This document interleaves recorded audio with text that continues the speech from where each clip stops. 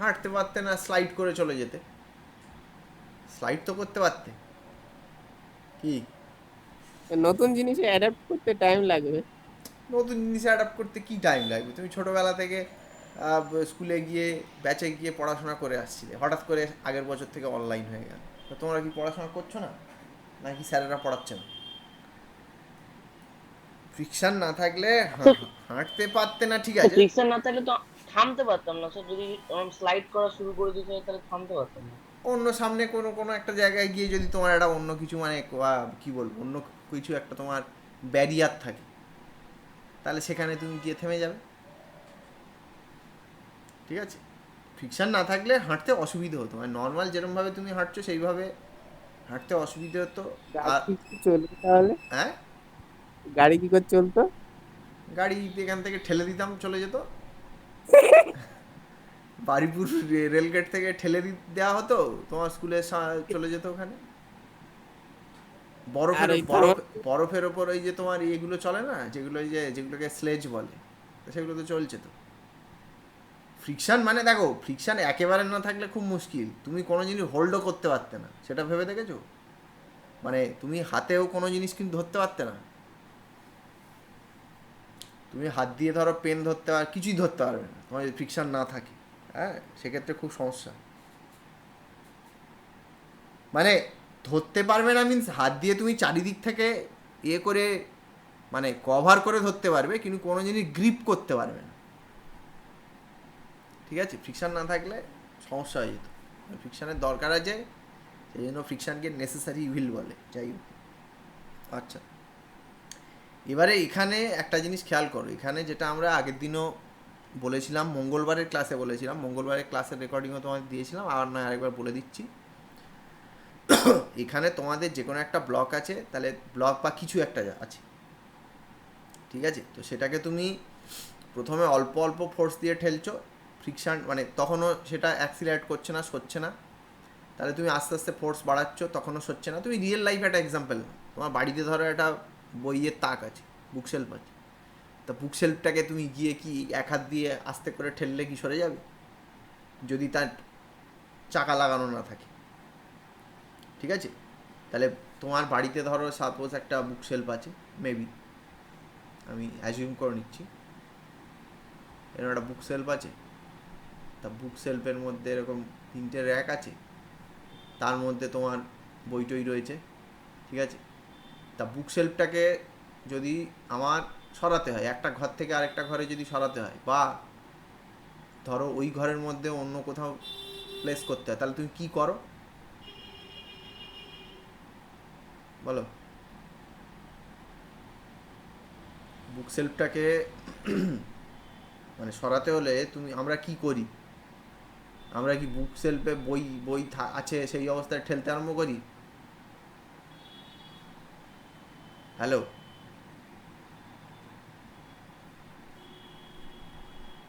শুনতে পাচ্ছ? হ্যাঁ স্যার। হ্যাঁ, এরকম কিছু একটা বানান তো নাকি শেলফ, যাই হোক, তা বুক শেলফটাকে তোমার যদি সরাতে হয়, তাহলে তুমি কি করো? তুমি কি বই সমেত গিয়ে ঠেলতে আরম্ভ করো, তাহলে কি সরবে?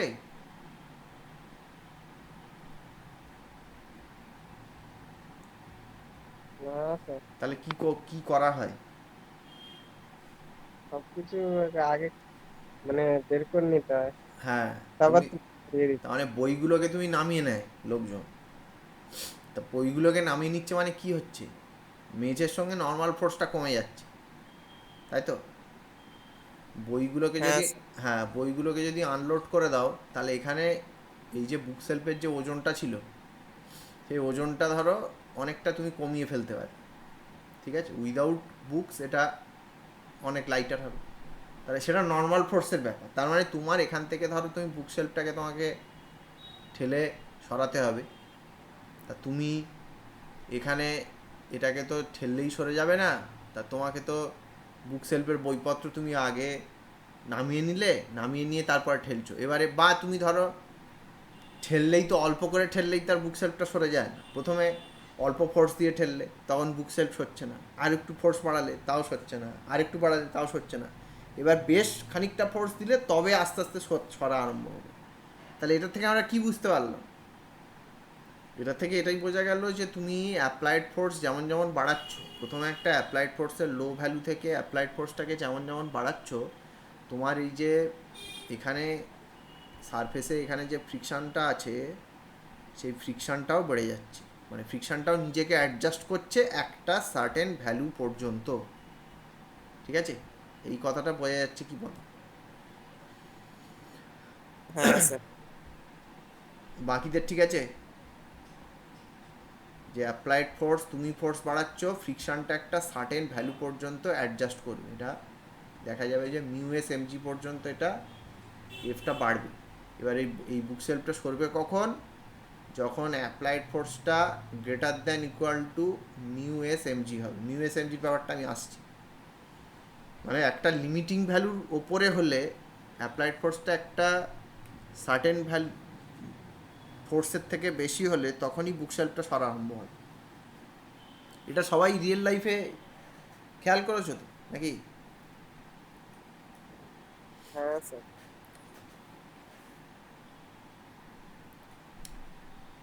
ঠিক আছে, তো তার মানে ওইটাই হচ্ছে তোমার, এটা হচ্ছে কি বলবো, লিমিটিং স্ট্যাটিক ফ্রিকশন। লিমিটিং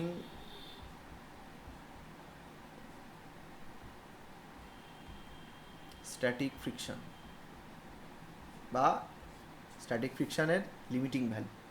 এবার স্ট্যাটিক ফ্রিকশনের লিমিটিং ভ্যালুটা কিসের ওপর ডিপেন্ড করে? আমরা এখানে কি দেখলাম? আমরা এখানে দেখলাম যে তোমার এই যে বুক শেলফটাকে যদি আমি হালকা করে দিই তাহলে আমি সহজে সরাতে পারবো। তার মানে এই বুক শেলফটাকে হালকা করে দিলে আমি সহজে সরাতে পারবো। এখানে বুক শেলফটার ওপরে কী ফোর্স আছে?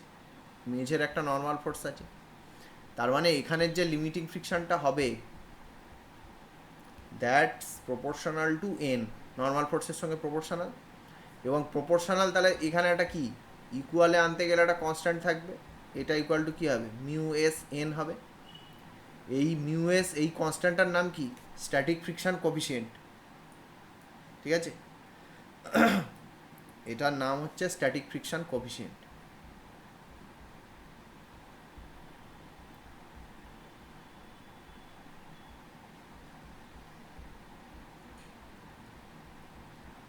স্ট্যাটিক ফ্রিকশন কোফিশিয়েন্ট এর ভ্যালু কেমন হয়? এর ভ্যালু সাধারণত 0 থেকে 1-এর মধ্যে হয় সাধারণত, কিন্তু কিছু কিছু স্পেশাল কেসে 1-এর থেকে বেশিও হতে পারে, সেটা আমরা বলব।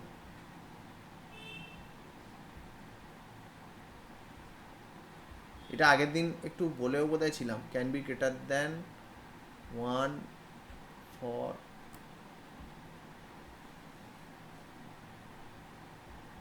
সাম সিচুয়েশন।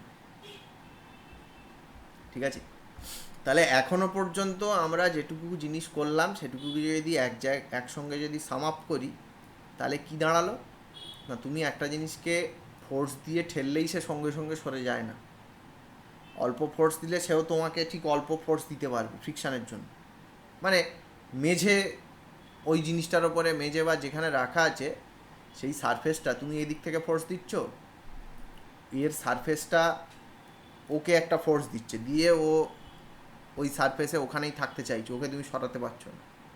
এখানে ফ্রিকশানটা এই দিকে কাজ করবে, তুমি যদি ওই দিকে ঠেলো। ঠিক আছে, এবং সেটা আমরা দেখব যে একটা তুমি অ্যাপ্লাইড ফোর্স আস্তে আস্তে বাড়াচ্ছ, বাড়াতে বাড়াতে একটা সার্টেন অ্যাপ্লাইড ফোর্সের ওপরে হলে তবেই ওটা যে কোনো একটা জিনিস মুভ করা আরম্ভ করবে। হ্যাঁ, ঠিক আছে, সেটা হচ্ছে আমাদের লিমিটিং স্ট্যাটিক ফ্রিকশন।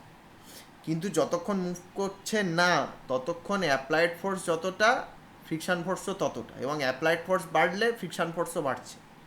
তাহলে সেই জন্য আমাদের অ্যাপ্লাইড ফোর্সের সঙ্গে ফ্রিকশানের যদি আমরা একটা প্লট করি তাহলে সেটা দেখতে হবে কেমন, সেটা আমাদের দেখতে হবে এরকম, যে এইদিকে তুমি এক্স অ্যাক্সিসে আমাদের অ্যাপ্লাইড ফোর্সটাকে রাখো আর ফ্রিকশানটাকে এদিকে রাখো, তাহলে যে যতক্ষণ ওটা স্ট্যাটিক ফ্রিকশনের জোনে থাকবে ততক্ষণ কার্ভটা 45 ডিগ্রি, ওরকম একটা কার্ভ হবে। ঠিক আছে, মানে কি তোমার অ্যাপ্লাইড ফোর্স যতটা, ফ্রিকশান ঠিক ততটা। এখানেও অ্যাপ্লাইড ফোর্স যতটা, ফ্রিকশান ঠিক ততটা। এই করতে করতে একটা সার্টেন অ্যাপ্লাইড ফোর্সে জিনিসটা মুভ করা আরম্ভ করবে, সেইটা হচ্ছে লিমিটিং ফ্রিকশান। সেটা হচ্ছে লিমিটিং ফ্রিকশান ফোর্স, এবং তার ভ্যালুটা ওই যে মিউ এস এন অ্যাকচুয়ালি। ওখানে ওটা আমাদের এমজি এসছে ঠিক কথা, ওটা নর্মাল ফোর্সটা তোমার এমজি বলে, কিন্তু এখানে লিমিটিং ফ্রিকশান অ্যাকচুয়ালি সেটা আমাদের মিউ এস ইন্টু এন হয়। এনটা হচ্ছে সারফেসের সঙ্গে যে নর্মাল রিয়াকশান। ঠিক আছে, সেটা আমি আরও এক্সাম্পল দেবো এখানে। এখানে সারফেসের সঙ্গে যে নর্মাল রিয়াকশান সেইটা। যাই হোক, এবারে এই দিকের যে পোর্শনটা, এটা হচ্ছে স্ট্যাটিক, মানে এই পোর্শানে তোমার ব্লকটা বা যে জিনিসটাকে ঠেলা হচ্ছে সেটা মুভ করা আরম্ভ হয়নি, আর এরপরে হচ্ছে মুভ করা শুরু করে দিয়েছে। এদিকটা হচ্ছে কাইনেটিক। এবার কাইনেটিক ফ্রিকশানের ক্ষেত্রে দেখো, কাইনেটিক ফ্রিকশানের ভ্যালুটা কিন্তু একটু কমে যায়, এটা মিউকে এনের সঙ্গে সমান হয়। আমাদের মিউ এস যেটা স্ট্যাটিক ফ্রিকশান কোএফিসিয়েন্ট, এটা স্লাইডলি গ্রেটার দেন মিউ কে হয়। ঠিক আছে, তুমি এখানে খেয়াল করো যে অ্যাপ্লাইড ফোর্স তুমি এখানে বাড়াচ্ছ এক্স অ্যাক্সিসে, বাড়াতে বাড়াতে একটা সার্টেন অ্যাপ্লাইড ফোর্সে জিনিসটা মোশান শুরু হয়ে গেল। যেই মোশান শুরু হয়ে গেল সঙ্গে সঙ্গে ফ্রিকশান ফোর্সটা একটু কমে যায়। ঠিক আছে, সেটা হচ্ছে, সেটা কেন কমে যায় তার অন্য কারণ আছে। ভ্যান্ডারওয়াল তোমার যে ওই যে অ্যাট্রাকশান হয়, সেই বন্ডিংগুলো আর থাকে না, সেই জন্য একটু হালকা করে কমে যায়। ঠিক আছে, সেই জন্য সাধারণত দেখা যায় যে আমাদের স্ট্যাটিক ফ্রিকশান কোএফিসিয়েন্টটা কাইনেটিক ফ্রিকশান কোএফিসিয়েন্টের থেকে একটু বড় হয়। এটা অঙ্ক করার ক্ষেত্রে তোমাকে দেখবে ভ্যালু সাপ্লাই করে দেওয়া থাকে। ঠিক আছে, যাই হোক, তাহলে ফ্রিকশানের ক্ষেত্রে আমরা মেন আপাতত যেটা আমাদের লিমিটিং ফ্রিকশানের যে ভ্যালুটা পেলাম, সেটা স্ট্যাটিক ফ্রিকশানের যে লিমিটিং ভ্যালু সেটা পেলাম, সেটা হচ্ছে মিউ এস ইন্টু এন। আর যখন এটা হচ্ছে কি বলবো, এটা হচ্ছে লিমিটিং ফ্রিকশান কখন হবে, যখন just start to move.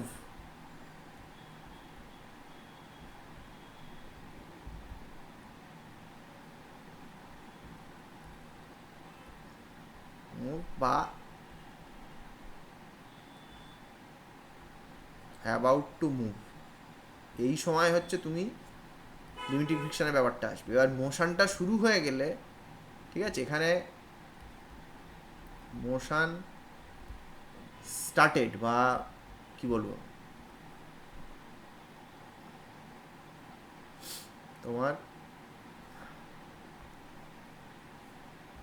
Block is in motion, block is in motion, এটা যদি মোশনে থাকে তখন অবশ্যই মোশন স্টার্ট করতে গেলে অ্যাপ্লাইড ফোর্সটা তোমার বেশি হতে হবে। যা, এটা আমি লিখছি না অ্যাপ্লাইড ফোর্স, মোশন যেই স্টার্ট হয়ে যাবে, ব্লক ইজ ইন মোশন যখন হবে, তখন তোমার যে ফ্রিকশানটা হবে সেটা হচ্ছে মিউ কে এন। ঠিক আছে, এই হচ্ছে ব্যাপার। তাহলে ফ্রিকশানটা যেটা আমাদের স্ট্যাটিক ফ্রিকশান, সেটা কিন্তু সেলফ অ্যাডজাস্টিং ফোর্স। এইটা থেকে কিন্তু স্কুলে কোয়েশ্চেন আসে। ঠিক আছে, এই কার্ভ থেকে সেটা বোঝা যাচ্ছে। বা তোমার লিমিটিং ফ্রিকশানের মানে লিমিটিং ফ্রিকশানের নিচে যখন অ্যাপ্লাইড ফোর্সটা থাকবে, জিনিসটা যখন মুভ করা আরম্ভ করেনি, তখন অ্যাপ্লাইড ফোর্স বাড়বার সঙ্গে সঙ্গে ফ্রিকশান ফোর্সটা বেড়ে যাচ্ছে। সেই জন্য স্ট্যাটিক ফ্রিকশান ফোর্সকে সেলফ অ্যাডজাস্টিং ফোর্স বলে। ঠিক আছে, নিজেকে অ্যাডজাস্ট করে নিচ্ছে। এই জিনিসটা সবাই বুঝেছো?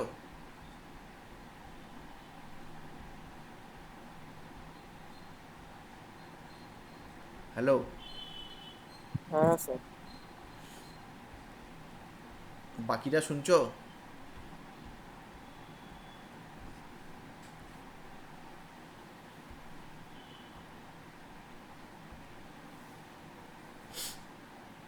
কি ঘুমিয়ে পড়েছো?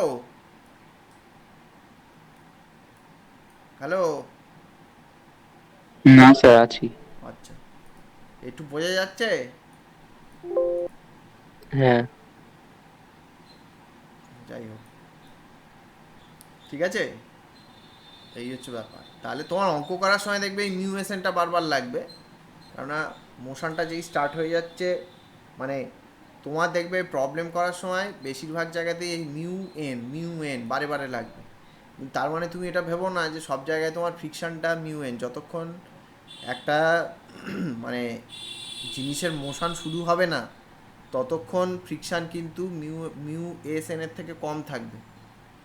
হ্যাঁ, সেটা কিন্তু খেয়াল রাখতে হবে। কেননা তখন কম থাকছে কেন, তার কারণ এইখানের ভ্যালুটা তো মিউ এন।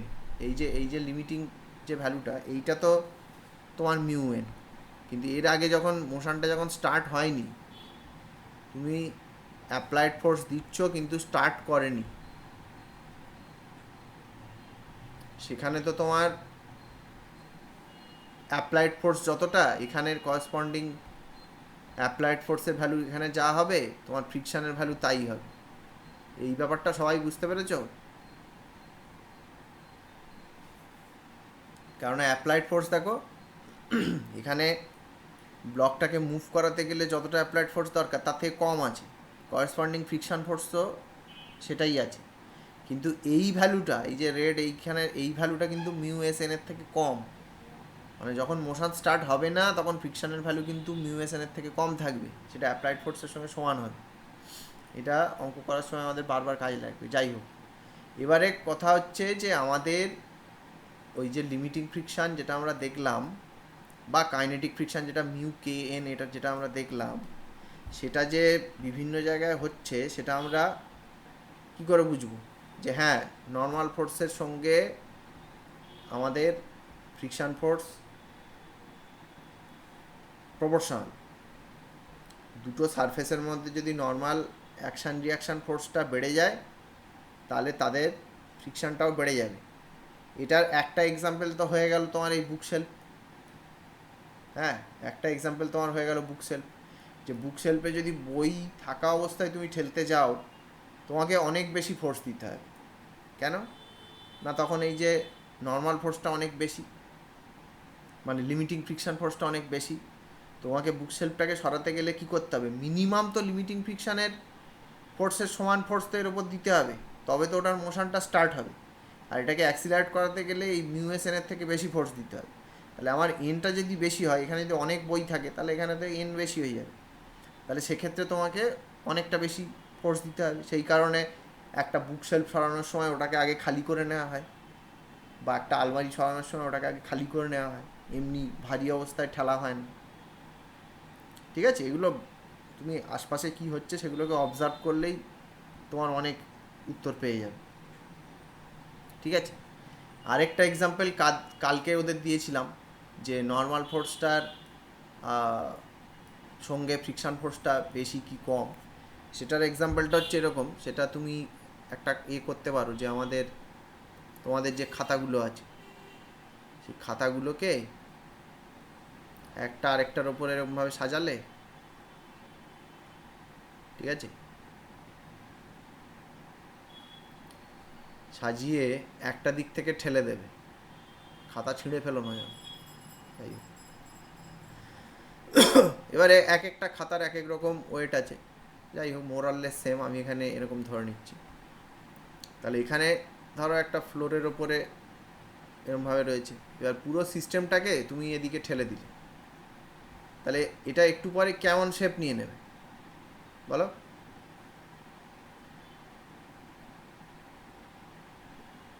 এরকম হয়ে যাবে তো? হ্যাঁ স্যার। কেন এরকম হবে কেন?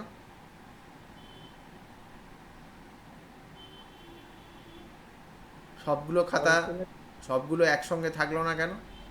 ওপরেরটা সব থেকে এগিয়ে গেল কেন বলো? ফ্রিকশনের জন্য নিচের গুলো একটু একটু এগিয়ে গেল। তোমার এখানে ম্যাক্সিমাম ফ্রিকশন কোথায় হবে? একদম নিচের সারফেসটার সঙ্গে।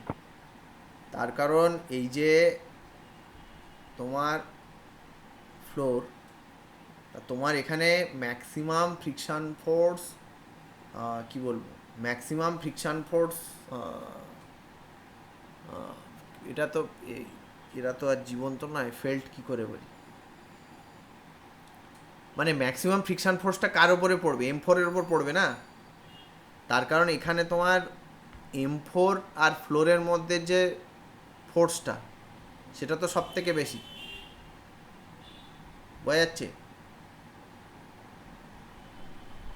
এটার নর্মাল ফোর্সটা তো সবার থেকে বেশি, ঠিক আছে। এবার তুমি যত উপরের দিকের সারফেসে যাবে নর্মাল ফোর্সটা আস্তে আস্তে কমে যাচ্ছে না। হ্যাঁ স্যার। বাকিরা বুঝতে পারছো তো, যত উপরের দিকে যাবে তোমার নর্মাল ফোর্সটা আস্তে আস্তে কমে যাচ্ছে তো।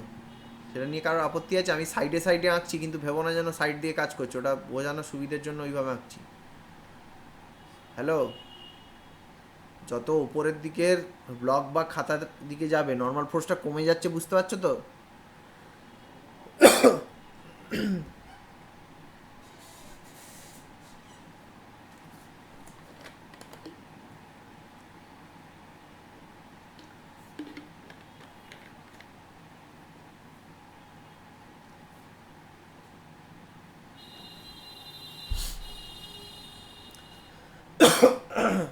তাহলে এখানে তোমার জিনিসটা কি হলো, ইনিশিয়ালি সবকটা ব্লকের ভেলোসিটি একই ছিল, কিন্তু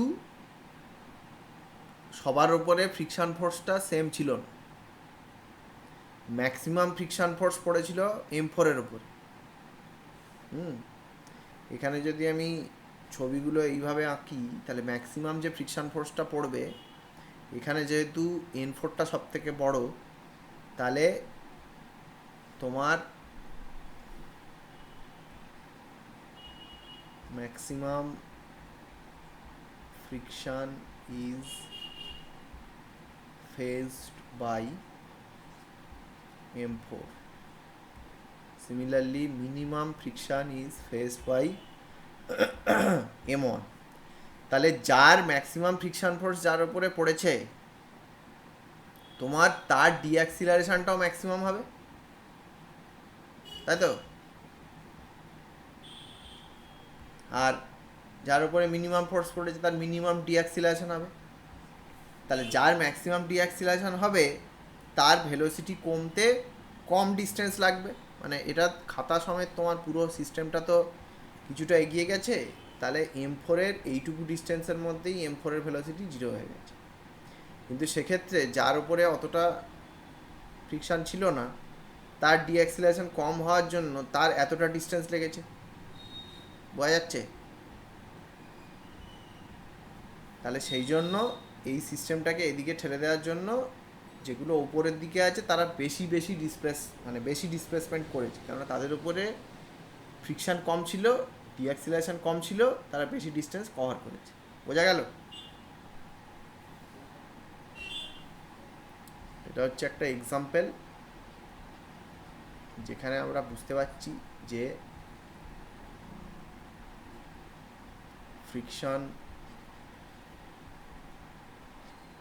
depends on normal force N. ঠিক আছে, দেখো এটা নিয়ে যদি কারোর সমস্যা থাকে বলতে পারো, এই এক্সাম্পলটা নিয়ে।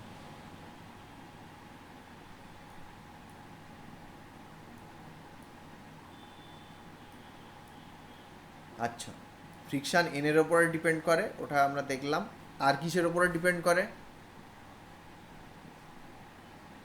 বলো? আগের দিন লস অফ ফ্রিকশানগুলো তোমাদের বলেছিলাম, তোমরা পড়েছো লস অফ ফ্রিকশানগুলো? 3টে ল আছে mainly.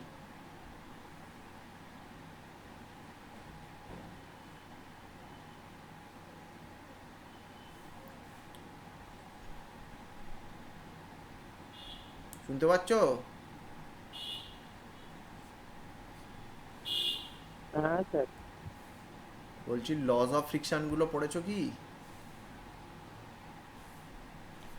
Friction force depends on an, friction force depends on the surface property, মানে মিউ যেটা তার উপর ডিপেন্ড করে, এই জিনিসগুলো।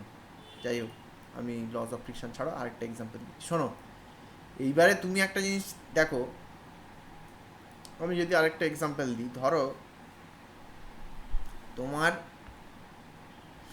এই বাকিরা শুনছো তো? হ্যাঁ স্যার। আচ্ছা, এই ক্যারাম ক্যারাম খেলেছো সবাই? হ্যাঁ স্যার। কে খেলোনি?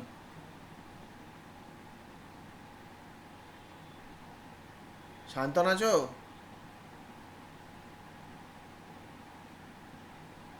হ্যালো? সে পালিয়ে গেছে। যাই হোক, ওই ক্যারামের ঘুঁটির কথা ভাবো। ক্যারামের ঘুঁটি না হয় অন্য ব্লক ফক হলেও হবে, ধরো ক্যারামের আমাদের তোমার ওরকম একটা, হ্যাঁ স্যার। হ্যাঁ ক্যারামের একটা ঘুঁটি রয়েছে, পাশ থেকে হ্যাঁ দেখছি। স্যার। হ্যাঁ ঠিক আছে, শোনো, ক্যারামের স্যার ঘুঁটি, আছি তো। হ্যাঁ ঠিক আছে, ক্যারামের ঘুঁটি এরকম পাশ থেকে দেখছি।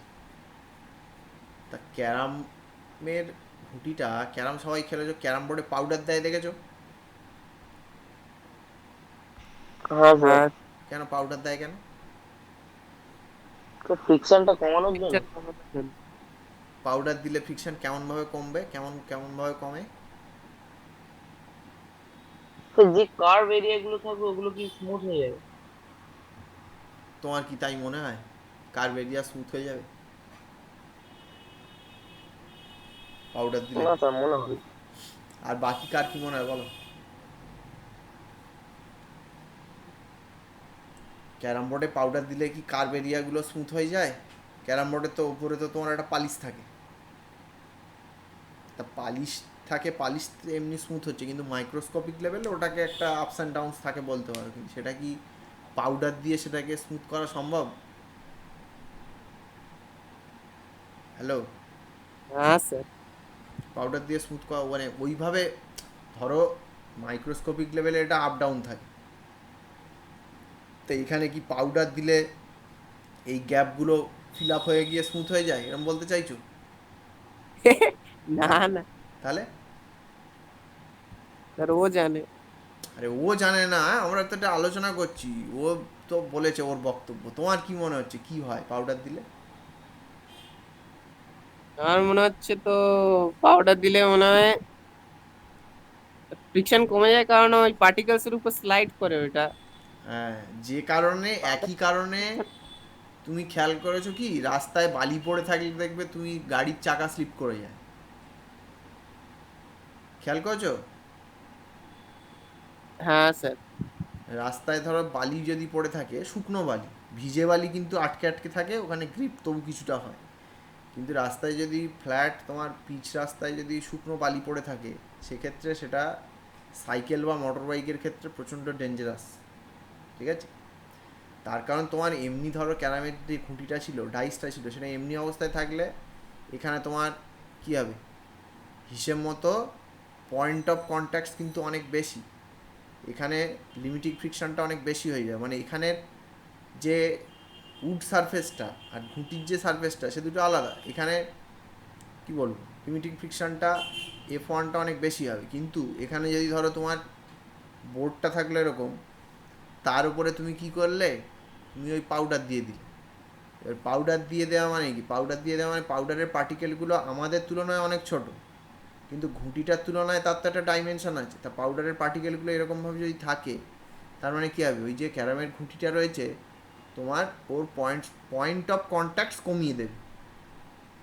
হ্যাঁ, বা অ্যাজ ইফ তুমি বলতে পারো, তুমি ধরো গাড়িতে যেমন চাকা লাগিয়ে দিলে গড়ি গড়ি চলে যায়, তেমনি ওই যে পাউডারের যে ছোট ছোট পার্টিকেলগুলো, ওগুলো ওর মানে চাকার মতো কাজ হচ্ছে, বুঝতে পারলে? এখানে পয়েন্ট অফ কন্ট্যাক্টস কিন্তু কমে গেল, এখানে পাউডার দেওয়ার ফলে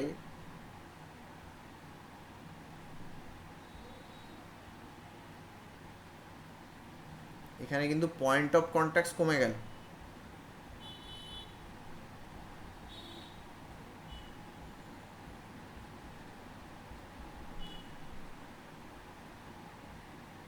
ঠিক আছে? তাহলে এখানে কিন্তু ফ্রিকশনটাও কিন্তু কমে যাবে।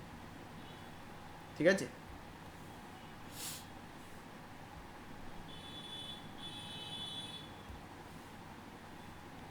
তাহলে ক্যারাম বোর্ডে তুমি যেটা পাউডার দিচ্ছ, পাউডার দিলে তোমার ফ্রিকশনটাও কমে যাচ্ছে, সেটা বোঝা যাচ্ছে তো?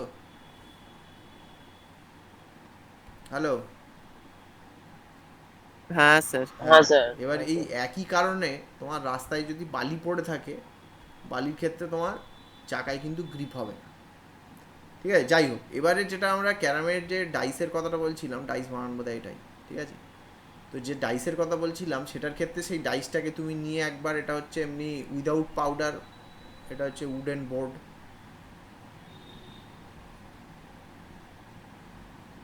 উডেন বোর্ডের উপরে ছাড়ছো, একবার পাউডার দিচ্ছ, একবার ধরো তোমার বাড়িতে যে মেঝে আছে, সিমেন্টের মেঝে হতে পারে, মার্বেলের মেঝে হতে পারে, মোজাইক হতে পারে, হোয়াট এভার কিছু হতে পারে, তার উপরে ছাড়ছো। প্রত্যেকবারে তুমি একই ফোর্স দিয়ে ডাইসটাকে ছাড়ছো, ঠিক আছে। কিন্তু প্রত্যেকটা ক্ষেত্রে তুমি কি লক্ষ্য করবে, তুমি যদি ইনিশিয়ালি একই মানে ইনিশিয়াল ভেলোসিটিটাকে একই রাখো, তোমার তো আলাদা আলাদা যে সারফেসে, আলাদা আলাদা সারফেসে সেটা কী হবে, সব জায়গায় একই ডিস্টেন্স গিয়ে খুঁটিটা থামবে, না আলাদা আলাদা ডিস্টেন্স যাবে এখানে? আলাদা আলাদা হ্যাঁ, এখানে কিন্তু প্রত্যেকটা জায়গায় কিন্তু তোমার তো ঘুঁটিটাকে কিন্তু তুমি চেঞ্জ করো না। এখানে প্রত্যেকটা জায়গায় ঘুঁটি ফ্লোরের ওপরে যে ফোর্সটা দিচ্ছে সেটা একই, করেসপন্ডিং যে নর্মাল ফোর্সটা পাচ্ছে সেটা এখানে কিন্তু নর্মাল ফোর্স সব জায়গায় একই, কিন্তু এখানে আমরা ফ্লোরটাকে চেঞ্জ করছি বা সারফেসটাকে চেঞ্জ করছি।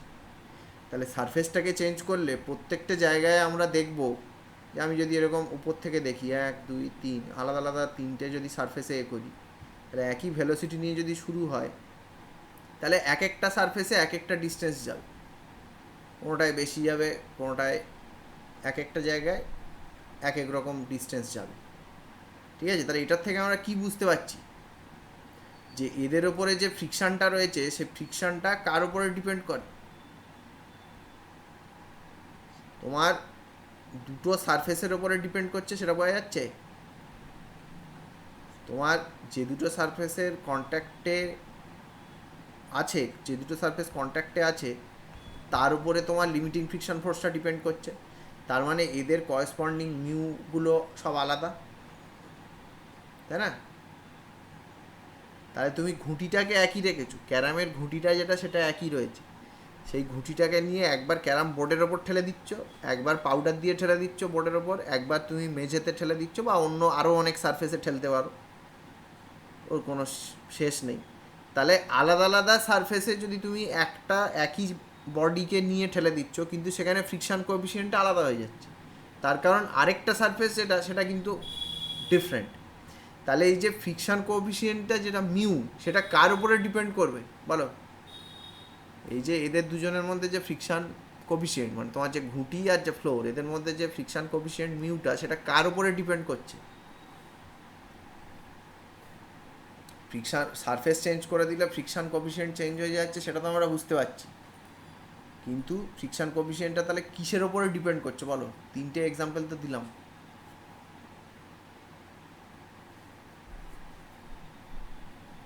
শুধুমাত্র একটা সারফেসের উপর ডিপেন্ড করবে, নাকি যে দুটো সারফেস রয়েছে দুটো সারফেসের ওপরেই ডিপেন্ড করবে?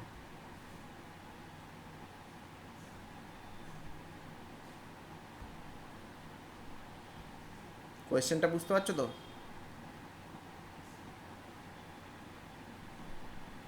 না স্যার। ওই দেখো, আমি বলতে চাইছি যে তোমার তো ডাইসটাকে একই রেখেছো, রেখে সেটাকে আলাদা আলাদা সারফেসের ওপরে ঠেলে দিয়েছো, আলাদা আলাদা ডিস্টেন্স ট্রাভেল করেছে, তাহলে পরিষ্কার বোঝা যাচ্ছে যে ওর ক্ষেত্রে লিমিটিং ফ্রিকশান তিন জায়গায় তিন রকম। তাহলে তাদের ক্ষেত্রে তোমার যে ফ্রিকশান কোএফিসিয়েন্টটা সেটাও আলাদা আলাদা জায়গায় আলাদা রকম। তাহলে ফ্রিকশান কোএফিসিয়েন্টটা কার উপরে ডিপেন্ড করে? শুধুমাত্র ডাইসটার উপরে ডিপেন্ড করে, শুধুমাত্র সারফেসটার উপরে ডিপেন্ড করে, না দুজনের উপরে ডিপেন্ড করে? দুজনের উপর ডিপেন্ড করবে। দুজনের উপরেই ডিপেন্ড করবে, ঠিক আছে। এটা হচ্ছে এনই same but mu is different.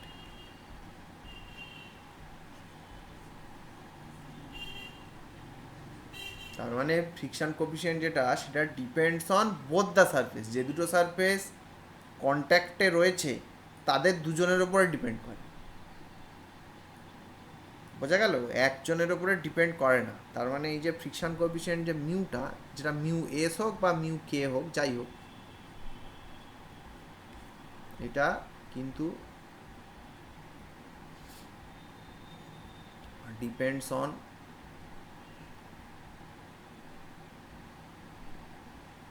both the surfaces in contact. both surfaces হবে না both surface হবে? depends on both. হ্যাঁ এই সারফেসেস এস হবে না হবে না চেক করে নিও যাই হোক। হ্যাঁ হবে। আচ্ছা যাই হোক, তার মানে দুটো সারফেসের উপরে কিন্তু ডিপেন্ড করে, সেটা কিন্তু আমরা বলে দিলাম। হ্যাঁ এখানে প্রথমে আমরা কি করেছিলাম, প্রথমে আমরা দেখেছিলাম যে তোমার ফ্রিকশানের ক্ষেত্রে নর্মাল ফোর্স যত বাড়বে ফ্রিকশানটা তত বেড়ে যাবে, লিমিটিং ফ্রিকশান বলো আর কাইনেটিক ফ্রিকশান বলো সেটা বেড়ে যাবে। সিমিলারলি পরে আমরা কি দেখলাম, নর্মাল ফোর্সটাকে ফিক্স রাখলাম, সারফেসগুলোকে চেঞ্জ করলাম, সেক্ষেত্রে আমরা দেখলাম কি, সেক্ষেত্রেও দেখলাম আলাদা আলাদা সারফেসে আলাদা আলাদা লিমিটিং ফ্রিকশান হবে। তার মানে সেখান থেকে আমরা কি বুঝতে পারছি, সেখান থেকে আমরা বুঝতে পারছি যে তুমি যদি সারফেসকে চেঞ্জ করো তোমার ফ্রিকশান কোএফিসিয়েন্টটা চেঞ্জ হবে। ঠিক আছে, এই হচ্ছে ব্যাপার। আর ফ্রিকশান কোএফিসিয়েন্ট দুটো সারফেসের উপরেই ডিপেন্ড করে। তুমি যদি এই ক্যারামের খুঁটিটা ধরো, এটা উডেন, ধরো একটা কাঠের ঘুঁটি, এবারে এখন সব তোমার প্লাস্টিকের ঘুঁটিও বেরিয়ে গেছে, আবার ফাইবারের ডাইসও বেরিয়ে গেছে, গ্লাসের মানে কাঁচ কাঁচ টাইপের মেটেরিয়ালেরও ঘুঁটি বেরিয়ে গেছে। তাহলে তুমি একই ওজনের যদি এখানে কাঁচের ঘুঁটি নিয়ে আসো, নিয়ে সেটাকে যদি তুমি ওই ক্যারামের সারফেসে যদি ঠেলে দাও এই ভেলোসিটিতে, তাহলে সেটা কিন্তু অন্য অন্য ডিস্টেন্স যাবে। তার মানে কি, তুমি এই যে দুটো সারফেস, একটা হচ্ছে ডাইসের যে সারফেসটা নিচে আছে, আর একটা উডেন সারফেস বা নিচের যে সারফেসটা, এই দুটোর মধ্যে যে কোনো একটাকে চেঞ্জ করলেই মিউ চেঞ্জ হয়ে যায়। আমি এটাই বলতে চাইছি। ঠিক আছে, কোনো সমস্যা নেই তো?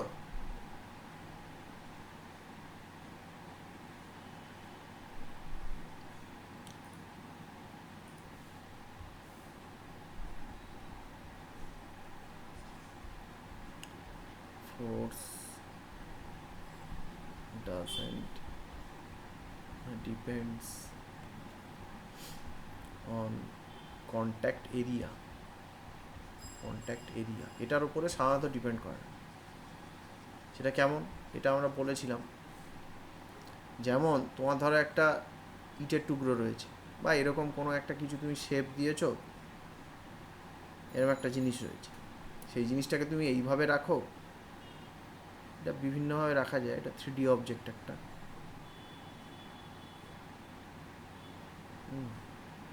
এইভাবে রাখো, আর তুমি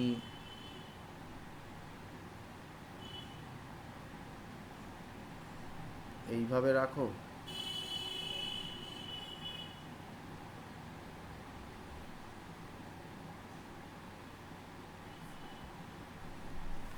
দু ক্ষেত্রে কী হবে, এখানে যদি আমি যদি একটা ফোর্স দিয়ে ঠেলি, এটা যদি মুভ করা আরম্ভ করে, তাহলে দু ক্ষেত্রে কি ফ্রিকশন সমান হবে না আলাদা হবে?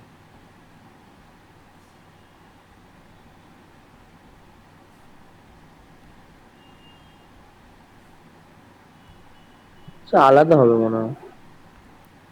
শিওর? হ্যাঁ স্যার।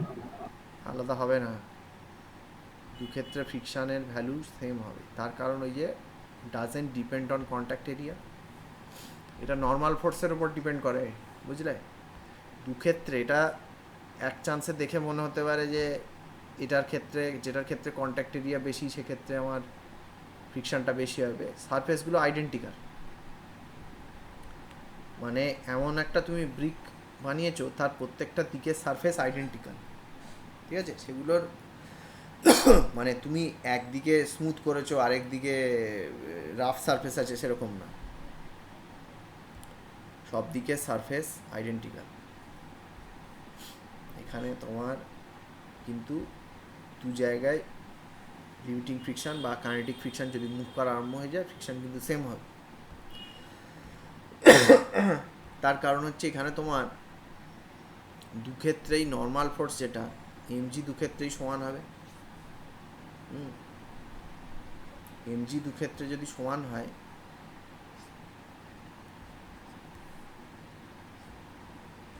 দু ক্ষেত্রে নর্মাল ফোর্স একই হবে। এবার আমরা এখানে ধরে নিচ্ছি যে এটা মুভ করা আরম্ভ হয়ে গেছে, তাহলে দুটো ক্ষেত্রেই এখানে F1 F2 ধরছি আমি, দুটো ক্ষেত্রেই কিন্তু F1 F2 ইকুয়াল টু কিন্তু তোমার মিউ কে ইন্টু এমজি হবে। ঠিক আছে, দেখো এটা বুঝতে পারলে কিনা, এটা কিন্তু লোকজন খুব গুলায়, যে সাধারণত এরকম একটা ধারণা থাকে যে যদি কন্ট্যাক্ট এরিয়া বেড়ে যায় ফ্রিকশন বেড়ে যাবে। আমরা ধরে নিচ্ছি যে তোমার ওই যে ব্লকটা আছে তার তোমার প্রত্যেকটা দিক আইডেন্টিক্যাল। তুমি যদি এইভাবেও রাখতে,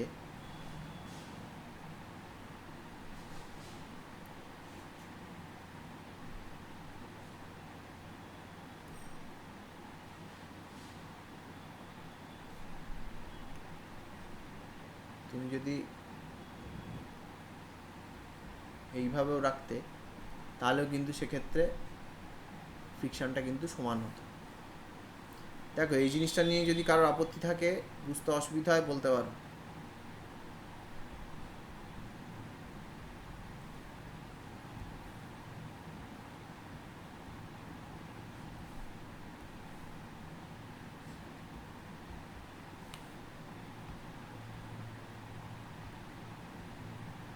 এটা ঠিক আছে তো?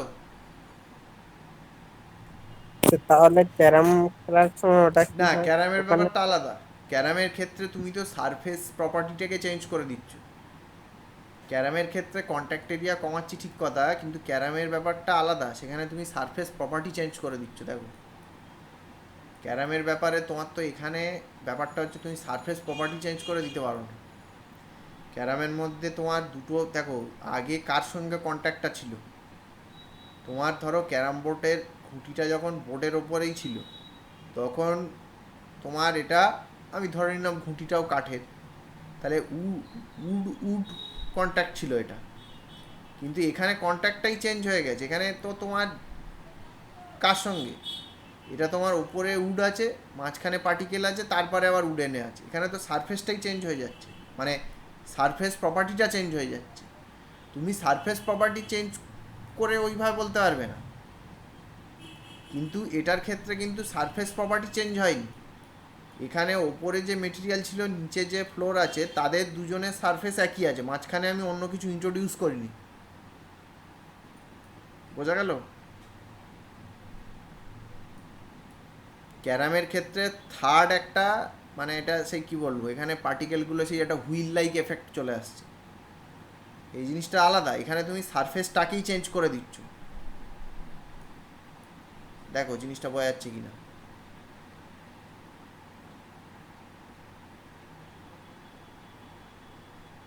হ্যাঁ স্যার। হুম, এখানে তুমি সারফেসকেই মডিফাই করে দিচ্ছ, ওটাকে আমরা ধরতে পারবো না এইভাবে। কিন্তু তুমি যদি এখানে ধরো ক্যারাম বোর্ড, ক্যারাম বোর্ডের ঘুঁটিটা সাধারণত তোমার কী বলবো, মানে সিলিন্ড্রিক্যাল হয়, মানে এইটা তুমি বলতে পারো যে আমার ঘুঁটিটা যদি আমি এরকম ছিল, হ্যাঁ 3Dতে দেখলে তো ঘুঁটিটা এরকম হয়, তা ঘুঁটিটাকে তুমি নিচের সারফেসটা, মানে এবার এই দুটো সারফেস মোটামুটি পালিশ করে তোমার, তাই এর যে উপরের সারফেসটা নিচের সারফেসটা মোটামুটি আইডেন্টিক্যাল হয়। তাহলে একটা ঘুঁটিকে তুমি যদি এইভাবে রেখে ক্যারাম বোর্ডের ওপরে যদি ঠেলে দাও, তাহলে যতটা যাবে, এটাকে উল্টেও যদি আপার সারফেসটা নিচে দিয়েও যদি ঠেলো, মোটামুটি একই যাবে। সেখানে কিন্তু সারফেস পাওয়ারটি চেঞ্জ হচ্ছে না। আর এটা দিয়ে তো, এটা তো চৌকো ডাইস নয়, চৌকো ঘুঁটি নয়। যদি এটা চৌকো ঘুঁটি হতো তাহলে তুমি এটাকে অন্যভাবে বসাতে পারতে, মানে এইটার মতো করে বসাতে পারতে, বসিয়ে তাহলে তুমি আলাদা অন্য সারফেসগুলোর ক্ষেত্রেও দেখতে পারতে যে প্রত্যেকটা সারফেসে কিন্তু ফ্রিকশান একই হবে। এটা খুব ইম্পর্ট্যান্ট একটা জিনিস, যে এটা কিন্তু, মানে আমরা কিন্তু দুটো সারফেস, যে দুটো সারফেসের মধ্যে কন্ট্যাক্ট, সেই দুটো সারফেসকে কিন্তু একই রেখেছি, তাদেরকে কিন্তু আমরা মডিফাই করিনি। দুটো সারফেসকে একই রেখে ওরিয়েন্টেশনগুলো চেঞ্জ করছি। ঠিক আছে?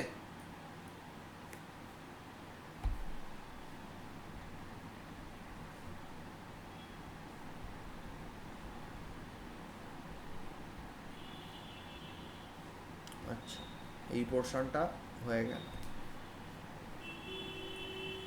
আচ্ছা, ফ্রিকশন ফোর্স কেমন ফোর্স বলো তো?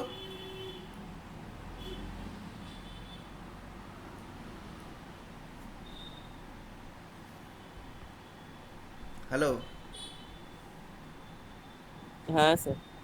ফ্রিকশন ফোর্স কি একটা কন্ট্যাক্ট ফোর্স? হ্যাঁ তো। হ্যাঁ, কন্ট্যাক্ট ফোর্স।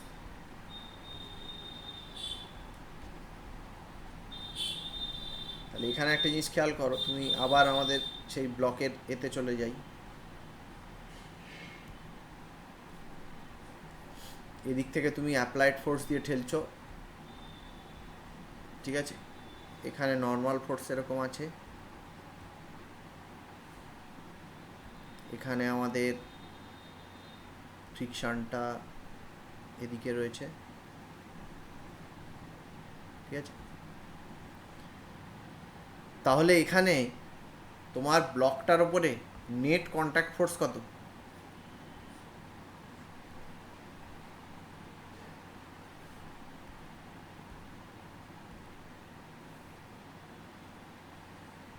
ফ্রিকশন এদিকে আছে, নর্মাল কন্ট্যাক্ট ফোর্স এদিকে আছে, তার মানে এখানে ফ্রিকশনটাও কন্ট্যাক্ট ফোর্স, নর্মাল ফোর্সটাও কন্ট্যাক্ট ফোর্স। তাহলে নেট কন্ট্যাক্ট ফোর্স কত এই দুটোর রেজাল্টেন্ট, তাই তো? হ্যাঁ স্যার।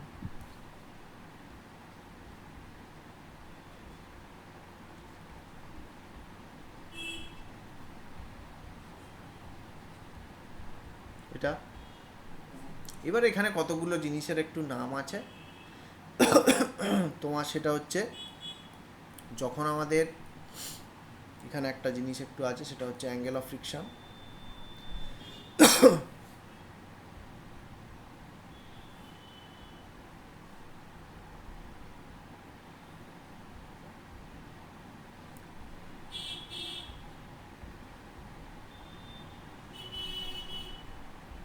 অ্যাঙ্গেল অফ ফ্রিকশনটা কী জিনিস?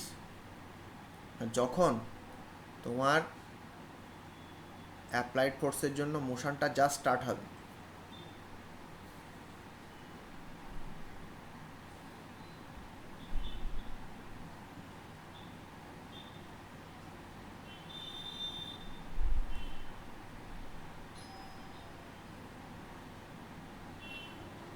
তুমি এমন অ্যাপ্লাইড ফোর্স দিয়েছো,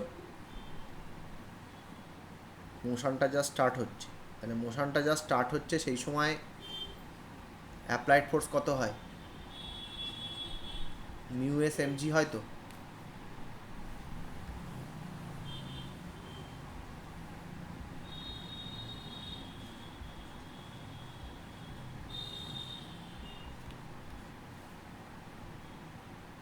তাহলে তোমার যে লিমিটিং ফ্রিকশন হবে এখানে, সেটা হবে তোমার মিউ এস এম জি। যাই হোক, এখানে এন ইকুয়াল টু সাধারণত আমাদের এমজি হবে, এমনি অবস্থা, অন্য কিছু তো আর নেই এখানে। তাহলে এখানে তোমার এই যে নেট কন্ট্যাক্ট ফোর্স যেটা, এটা এরকম একটা অ্যাঙ্গেল করে থাকবে, ঠিক আছে? এবার এই যে অ্যাঙ্গেলটা, যখন মোশন অ্যাবাউট টু স্টার্ট, তখন নর্মাল ফোর্সের সঙ্গে নেট কন্ট্যাক্ট ফোর্সের যে অ্যাঙ্গেলটা, সেইটাকে বলা হবে অ্যাঙ্গেল অফ ফ্রিকশন, ল্যাম্বডা, ঠিক আছে? বোঝা গেল? তাহলে এখানে তুমি ল্যামডার ক্ষেত্রে কি লিখতে পারবে? ট্যান ল্যামডা ইকুয়াল টু কি লিখতে পারবে উপরের যে ট্রায়াঙ্গেলটা থেকে? Mu S M G by M G লিখতে পারবে। তার মানে tan lambda equal to mu S আসবে।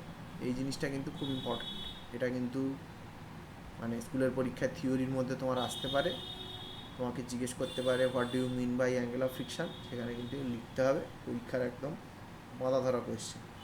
বা ম্যাথের কোনো অঙ্কের ক্ষেত্রেও তোমাকে ক্যালকুলেট করতে দিতে পারে।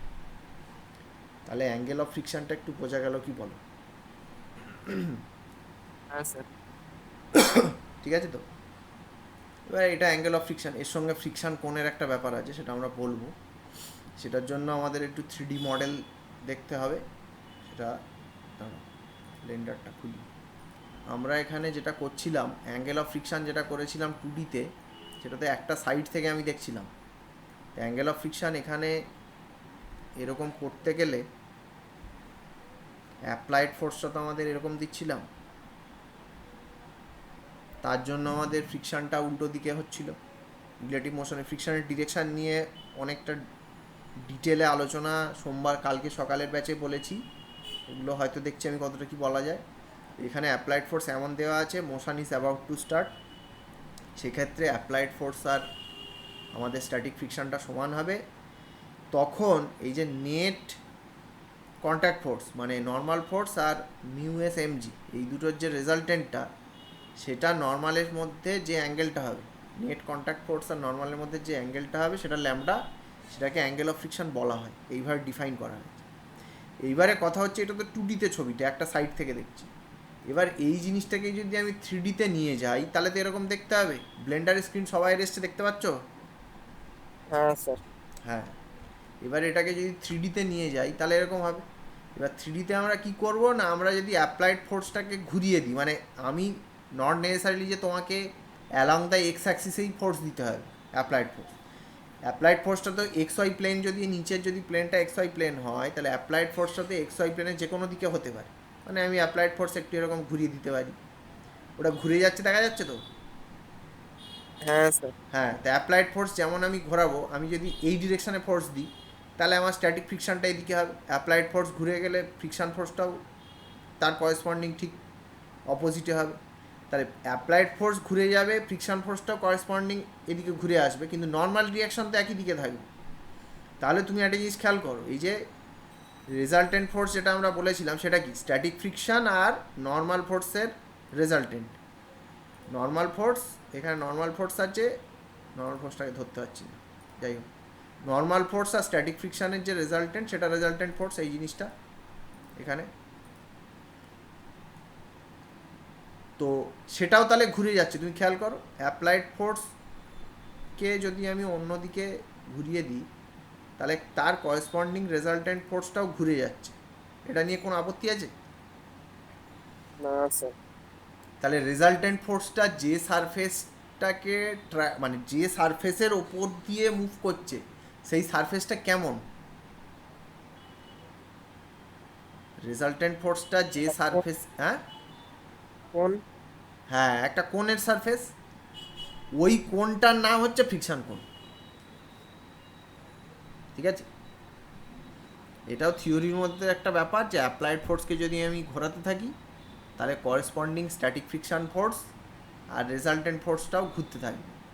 এবার রেজাল্টেন্ট ফোর্সটা যে সারফেসের ওপর দিয়ে মুভ করবে সেটা একটা কোণের মতো হবে, ওই কোণটার নামই ফ্রিকশন কোণ। তাহলে ফ্রিকশন কোণ কী জিনিস বোঝা গেল? হ্যাঁ স্যার। হ্যাঁ, ফ্রিকশন কোণকে 2Dতে বোঝানো একটু অসুবিধে, সেই জন্য ওই মডেলটা বানিয়েছিলাম আগের বছর, তোমাদের দেখিয়ে দিলাম। ওটার ভিডিও করা আছে, সেটাও পাঠিয়ে দেবো, আর রেন্ডার ইমেজও পাঠিয়ে দেবো। যদি ইমেজ পাঠাতে ভুলে যাই অবশ্যই মনে করার। যাই হোক, তাহলে এখানে ওই ছবিটার ক্ষেত্রেই যদি ফোর্সটাকে ঘোরানো হয় তাহলে এখানে মোটামুটি ওটা দেখতে হবে কেমন। এইটা নর্মাল ফোর্স, এখানে আমাদের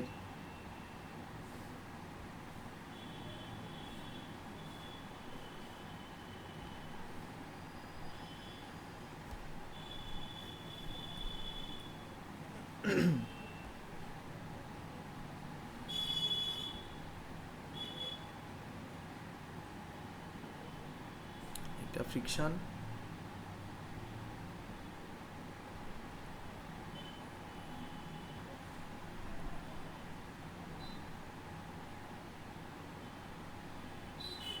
এবারে এইটা তোমার ল্যামডা,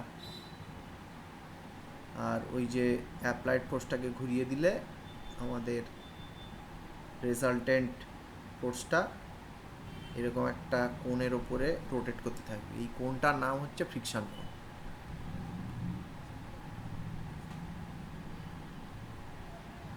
ঠিক আছে, দেখো জিনিসটা ক্লিয়ার হলো। এফ নেটটা যে কোণের ওপরে ঘুরবে সেটাই ফ্রিকশন কোণ, এই হচ্ছে ব্যাপার। যাই হোক,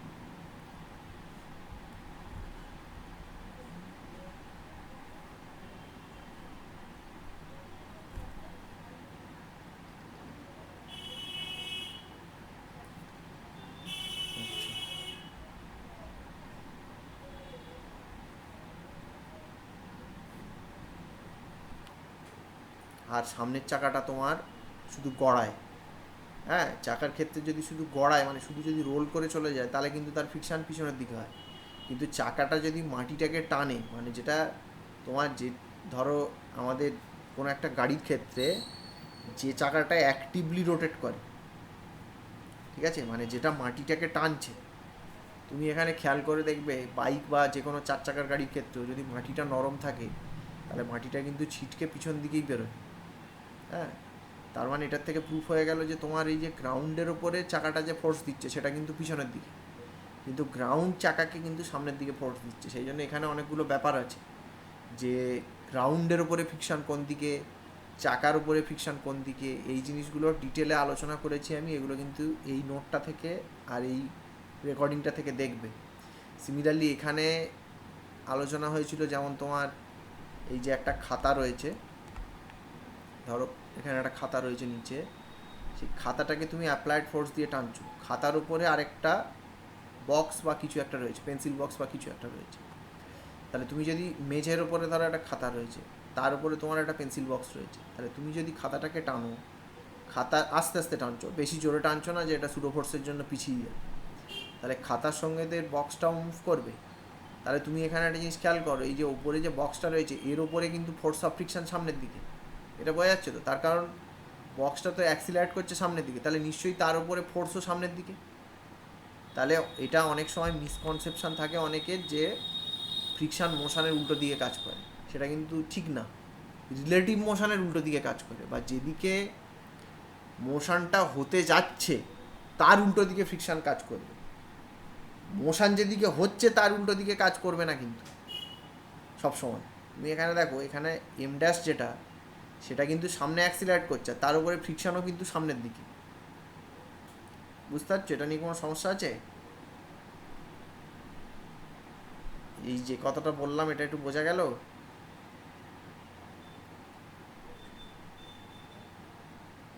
হ্যাঁ স্যার। এই জায়গাগুলো ভালো করে দেখবে। এই যে ডিরেকশন অফ ফ্রিকশানের এই জায়গাটা আমি আর রিপিট করব না, এই জায়গাটা ভালো করে দেখবে, দেখে তারপরে কারোর যদি এখানে কিছু অসুবিধা হয় আমাকে একটু জিজ্ঞেস করে নিন। ডিরেকশন অফ ফ্রিকশানের ব্যাপারগুলো একটু ভালো করে বোঝার ব্যাপার আছে। তেমনি সাইকেলের ক্ষেত্রে যেটা হচ্ছে, যে সাইকেল বা গাড়ির ক্ষেত্রে তোমার কিন্তু সাইকেলটা মানে চলছে কীভাবে চলছে, কিন্তু সাইকেলটা যখন অ্যাক্সিলারেট করবে বা মোটর বাইক যখন অ্যাক্সিলারেট করবে তার উপরে নেট ফোর্স কিন্তু সামনের দিকে, ঠিক আছে? এবং চাকাতে যে ফোর্সটা কাজ করছে গ্রাউন্ডের, সেগুলো কিন্তু ফ্রিকশান ফোর্স, সাইকেল কিন্তু পিছন থেকে ঠেলে চালানো হচ্ছে না। তুমি সাইকেলে প্যাডেল করছো, সাইকেলের পিছনের চাকাটা মাটিটাকে ক্রল করছে, সামনের চাকাটা শুধু গড়াচ্ছে। তাহলে পিছনের চাকার ওপরে নেট ফোর্সটা কিন্তু সামনের চাকার ফ্রিকশানের থেকে বেশি। সেই জন্য এখানে তোমার ফরওয়ার্ড ডিরেকশানের নেট ফোর্সটা বেশি হচ্ছে, এবং ফরওয়ার্ড ডিরেকশানের যে ফোর্সটা সেইটাই পুরো সাইকেলটাকে সামনের দিকে অ্যাক্সিলারেট করাবে, ঠিক আছে? এই জিনিসগুলো কিন্তু ভালো করে একটু দেখো।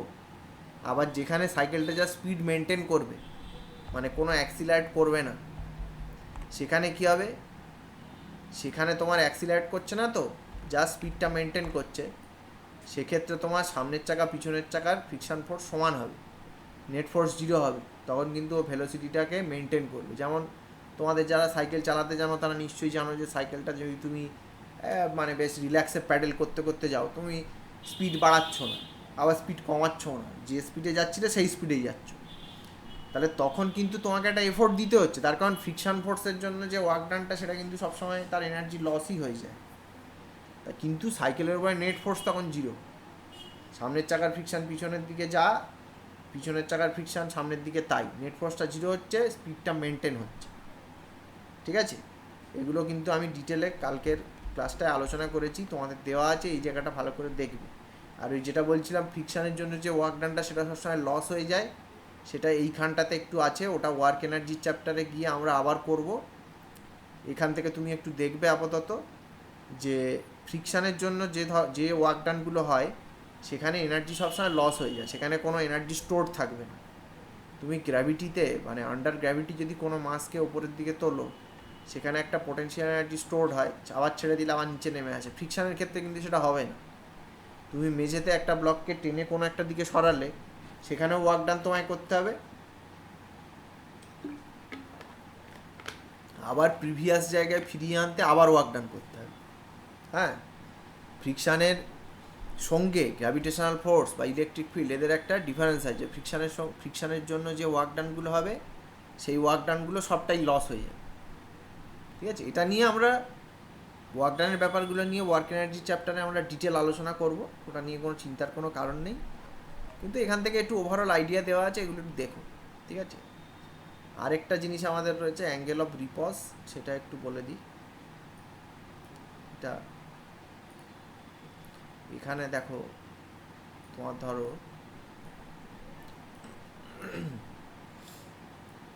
এই জিনিসটা তো সবাই খেয়াল করেছো,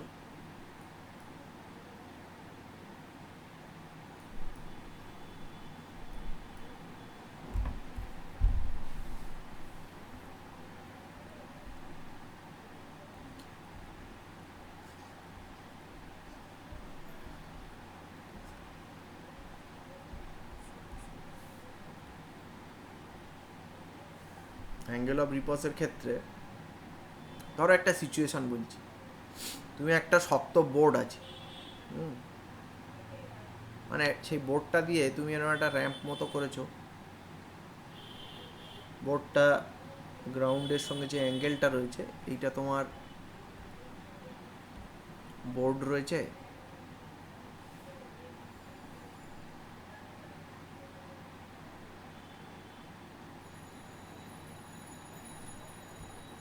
তো এখানে তুমি ধরো একটা কিছু একটা অ্যাঙ্গেল আছে, এবার এখানে একটা ব্লক আছে, তাহলে এই ব্লকটা যখন বোর্ডটার অ্যাঙ্গেলটা যখন কম থাকবে তখন কি ব্লকটা স্লাইড করে নামবে?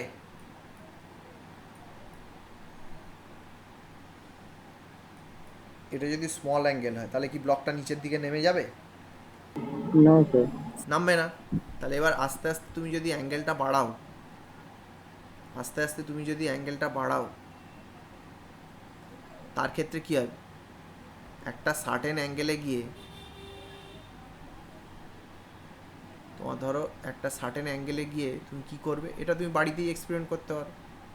একটা সার্টেন অ্যাঙ্গেলে গিয়ে তুমি দেখবে এই ব্লকটা নিচের দিকে অ্যাক্সিলারেট করা শুরু হবে। হ্যাঁ, এটা জাস্ট এখানে মুভ করা শুরু হবে, তার মানে আমরা তখন কি বলবো কি হচ্ছে, সেই সিচুয়েশানটাকে যদি আমরা একটু আলাদা করে আঁকি, সেটা মুভ করা শুরু হবে এবং সেটা যে অ্যাঙ্গেল তখন হবে থিটা ড্যাস্ট, তোমার যে অ্যাঙ্গেলে ওটা জাস্ট মুভ করা শুরু করবে সেই অ্যাঙ্গেলটার নাম হচ্ছে অ্যাঙ্গেল অফ রিপজ। ঠিক আছে, অ্যাঙ্গেল অফ রিপজ বোঝা গেল? এবারে তুমি একটা জিনিস খেয়াল করবে, এখানে সূক্ষ্মভাবে ধরলে আরও অনেক জিনিস আছে। তোমার এই যে সারফেসটা রয়েছে এখানে দেখবে ব্লকটা মুভ করা শুরু করলে আবার একটু নেমে থেমে গেল, এরকম হতে পারে। তার কারণ হচ্ছে পুরো সারফেসটা তো পুরো আইডেন্টিক্যাল ওরকমভাবে হয় না, সেই জন্য এটা হয়। কিন্তু সাধারণত মোটামুটি একটা তুমি রেঞ্জ পাবে যে রেঞ্জে এটা ব্লকটা জাস্ট একটা ইনক্লাইন বরাবর নিচের দিকে স্লাইড করা শুরু করবে, সেই অ্যাঙ্গেলটা হচ্ছে অ্যাঙ্গেল অফ রিপজ। যাই হোক, তাহলে অ্যাঙ্গেল অফ রিপজের একটু ক্যালকুলেশানটা আমরা দেখে নিই। আমরা ধরে নিচ্ছি যে থিটা ড্যাস্টে তোমার নামা শুরু হয়েছে, ঠিক আছে? থিটা ড্যাস্টে যদি নামা শুরু হয় তাহলে তার ক্যালকুলেশান করলে আমাদের কি হবে, এখানে ধরো আমি ধরে নিচ্ছি এরকম তোমার থিটা ড্যাস্টে এটা নামা শুরু করছে, থিটা ড্যাস্ট অ্যাঙ্গেল। তার মানে তখন কি হবে বলো তো, ইনক্লাইন বরাবর যদি ওটা নামা শুরু করে তখন আমরা কি বলতে পারবো, ইনক্লাইন অ্যালং দ্য ইনক্লাইন ব্লকের ওপরে যে ফোর্সটা সেটা কত? এটা আমরা নিউটনের চ্যাপ্টারে অঙ্ক করার সময় করেছি। এখানে যদি হ্যাঁ MG sine theta, MG sine theta এটা আমরা করেছি, যারা করনি দেখে নেবে, সেই জন্য নিউটনের ওই অঙ্কগুলো আগে আমাদের করেছি আমরা। এদিকে যদি এমজি হয় তাহলে এখান থেকে আমরা দেখব যে এখানে যদি একটা ইনক্লাইনের সঙ্গে পারপেন্ডিকুলার টানি তাহলে এই অ্যাঙ্গেলটা থিটা হয়, তাহলে এদিকে নর্মাল রিয়াকশানটা এমজি কস থিটা হয়, আর এদিকে অ্যালং দ্য ইনক্লাইনে যে ফোর্সটা হয় সেটা আমাদের অ্যালং দ্য ইনক্লাইনে যে ফোর্সটা হবে সেটা আমাদের এমজি সাইন থিটা ড্যাশ হবে, ঠিক আছে, এটাও থিটা ড্যাশ হবে। যাই হোক, এবারে তুমি দেখো আমরা বারবার বলছি যে এটা জাস্ট মোশনটা শুরু হচ্ছে, তাহলে জাস্ট মোশনটা শুরু হচ্ছে মানে কি, এতক্ষণ শুরু হচ্ছিল না কেন, তোমার এর তো ব্লকটার উল্টো দিকে একটা ফোর্স আছে, সেটা তো ফ্রিকশন। তাহলে যে মোমেন্টে তোমার অ্যালং দ্য ইনক্লাইনের নিচের দিকে যে ফোর্সটা আর ফ্রিকশন ফোর্সটা সমান হবে, সেই মোমেন্টে এটা জাস্ট মুভ করা শুরু করবে। বোঝা যাচ্ছে? আগে তোমার যেটাই মানে এমনি হরাইজন্টাল দিকে মোশনের ক্ষেত্রে আমরা একটা ফোর্স অ্যাপ্লাই করছিলাম, এখানে সেই অ্যাপ্লাই যে ফোর্সটা অ্যাপ্লাই হচ্ছে সেটা গ্র্যাভিটেশনের জন্যই হয়ে যাচ্ছে এমজি সাইন থিটা ড্যাশ। তাহলে এক্ষেত্রে যখন মোশনটা জাস্ট স্টার্ট করছে তখন আমরা কি বলতে পারবো,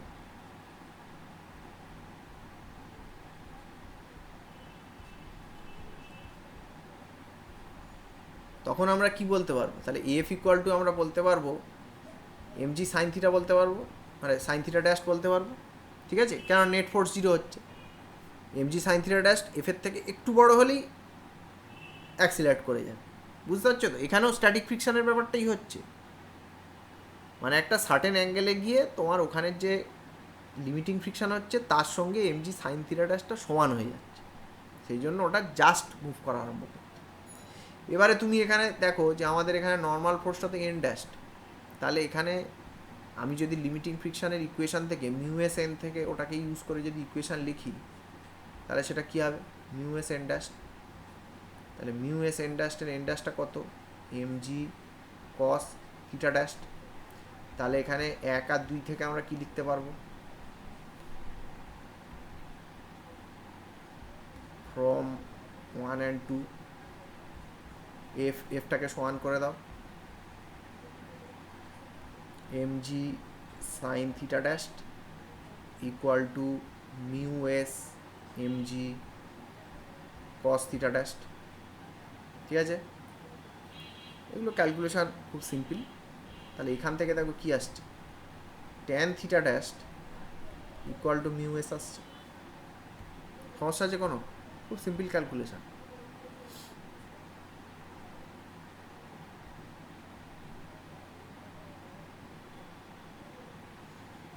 tan theta dash equal to mu S আসছে তো? হ্যাঁ স্যার। আচ্ছা, তাহলে অ্যাঙ্গেল অফ রিপজ যেটা সেটা বোঝা গেল। অ্যাঙ্গেল অফ রিপজে মানে জাস্ট মোশনটা শুরু হচ্ছে তখন তোমার নিচের দিকে যে ফোর্সটা, নিচের দিকে গ্র্যাভিটেশনাল ফোর্সের যে কম্পোনেন্টটা সেটা ফ্রিকশানের সঙ্গে সমান হবে, স্ট্যাটিক ফ্রিকশানের সঙ্গে সমান হবে। সেই জন্য আমাদের এই 2 আর 1 আমরা সমান করলাম, সেখান থেকে tan theta dash equal to mu S এলো। এবার এরকম একটা জিনিস অলরেডি এসে গেছে, খেয়াল করো, সেটা কিন্তু অন্য কনটেক্সটে এসছে। এখানে দেখো, এখানে তোমার tan lambda equal to mu S এসছিল, দেখো অ্যাঙ্গেল অফ ফ্রিকশন, খেয়াল করছো? এখানে অ্যাঙ্গেল অফ ফ্রিকশান সেটা tan lambda equal to mu S এসছে, আর ওখানে tan theta dash equal to mu S এসছে। তাহলে আমরা অ্যাঙ্গেল অফ ফ্রিকশান কি জানি,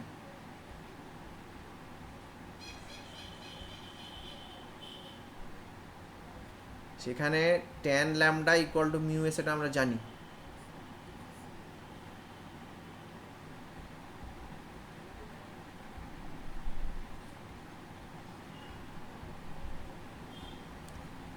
ঠিক আছে, এবারে তুমি একটা জিনিস খেয়াল করে দেখো, তাহলে কি এই দুটো ইকুয়েশন মানে tan theta dash equal to তোমার মিউ এস, আবার tan lambda equal to mu S, তাহলে এখান থেকে তো আমরা এটা লিখে দিতে পারি যে ট্যান থিটা ড্যাশ আর ট্যান ল্যামডা এই দুটো সমান। তাহলে এখান থেকে theta dash equal to lambda লিখে দিতে পারি। তাহলে এর মানেটা কিন্তু এরকম নয় যে অ্যাঙ্গেল অফ রিপজ আর অ্যাঙ্গেল অফ ফ্রিকশান একই জিনিস, দুটো জিনিস কমপ্লিটলি ডিফারেন্ট। ভালো করে এটা মাথায় রাখো, দুটো জিনিস কমপ্লিটলি ডিফারেন্ট, কিন্তু ম্যাগনিটিউড ভ্যালুটা তাদের সমান এসে যাচ্ছে দু জায়গার ক্যালকুলেশন থেকে। ঠিক আছে, তাহলে এখান থেকে তুমি একটা জিনিসই করতে পারবে, এটা পরীক্ষাতেও দেয়, স্কুলের পরীক্ষায় এখন যদিও এমসিকিউ হচ্ছে যে show that angle of repose and angle of friction, মানে magnitude value of angle of friction and তোমার কী জানো ওটা, angle of repose is same, এটা কিন্তু দেখাতে বলে, কিন্তু এ দুটো কিন্তু কমপ্লিটলি আলাদা জিনিস, ঠিক আছে? এদের কিন্তু ম্যাগনিটিউড ভ্যালুটা সেম, এরা নিজেরা সেম নয়। বোঝা যাচ্ছে?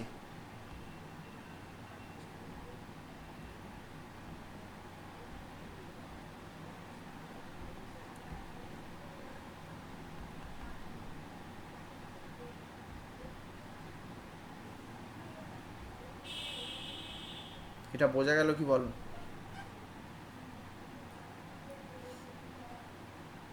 হ্যালো? হ্যাঁ স্যার। ঠিক আছে তো? এই থিওরি, এবার ফ্রিকশানের থিওরির মধ্যে মোটামুটি এই ফ্রিকশানের থিওরির মধ্যে মানে এমনি সিম্পল থিওরির মধ্যে আর সেরকম কিছু নেই। এবারে বিভিন্ন ধরনের প্রবলেম আছে, ঠিক আছে? প্রবলেম করতে করতে আবার জিনিসগুলো একটু একটু করে ক্লিয়ার হবে। এই থিওরি যতটা হলো দুটো নোট মিলিয়ে তাহলে পড়ে ফেলো। এবারে প্রবলেম আছে, আমি দেখছি এই সপ্তাহে তোমার ফ্রিকশানের একটা প্রবলেম সেট পাঠাবো, সেগুলো সলভ করবে, সেখান থেকেও আরও ছোটো ছোটো ছোটো ছোটো কনসেপ্ট ক্লিয়ার হবে। আপাতত থিওরির মধ্যে তোমাদের দেখবে ওই রোটেশনাল ফ্রিকশান ফিকশান একটু বলা আছে ওপর ওপর, কিন্তু রোটেশনাল ফ্রিকশান ওই বইয়ের থিওরির থেকে তোমাকে যেটা বললাম যে এখানে এই যে সাইকেলের যে ডিসকাশানটা করেছি, এই ডিসকাশানটা কিন্তু ভালো করে শুনবে, এটা তোমাদের দেওয়া আছে। এই ডিসকাশানটা তুমি শুনলে এখানে রোটেশনাল ফ্রিকশান সম্বন্ধে তোমার অনেকটা আইডিয়া হয়ে যাবে, জিনিসগুলো ভালো করে বুঝতে পারবে। আর ফ্রিকশানের ডিরেকশানের যে ব্যাপারটা, এই ডিসকাশানটা এখান থেকে দেখবে। আর মোটামুটি বাকি জিনিসগুলো তো আজকে আমরা আলোচনা করলাম। আর এবারে তোমার ফ্রিকশানের সঙ্গে বিভিন্ন রকমের অঙ্ক থাকবে, সেগুলো তোমার নিউটনের প্রবলেমের মতনই, হ্যাঁ, সেগুলো তোমার নিউটনের প্রবলেমের মতনই। যেমন আমি ধরো দু একটা যদি নিউটনের যেগুলো তুমি করেছিলে সেরকম দু একটা এক্সাম্পল আমরা দিতেই পারি। যেমন তুমি ধরো নিউটনের প্রবলেমে কী করেছিলে, তোমার এই যে ব্লক স্ট্রিং প্রবলেম করেছিলে, এইখানে ফ্রিকশান সমেত ব্লক স্ট্রিং প্রবলেম করলে তোমার কী আসবে, শুধু এক্সট্রা করে ফ্রিকশানটা ধরে নিতে হবে।